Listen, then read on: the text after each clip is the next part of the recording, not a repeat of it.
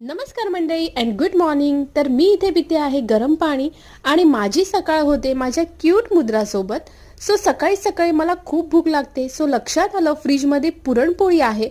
So मी पुरणपोळी गरम केली आणि खाऊन घेतली.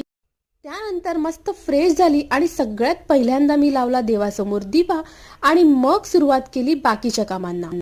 सो आत्ता झाली आहे दुपार आणि मी इथे जेवायला बसली आहे. सो जेवता जेवता विसरून गेली तुम्हाला दाखवायला की आजचं जेवण काय आहे. सो शनिवार असल्यामुळे मस्त शाकाहारी जेवण आहे. सो आत्ता वेळ आहे संध्याकाळची आणि आत्ता आम्ही निघालो आहोत काहीतरी खायला.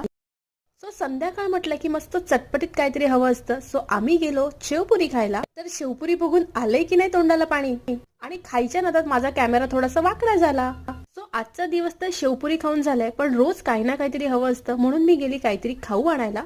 तर खाऊची खरेदी झाल्यानंतर थेट आलो घरी आणि घरी आल्यानंतर मुद्राला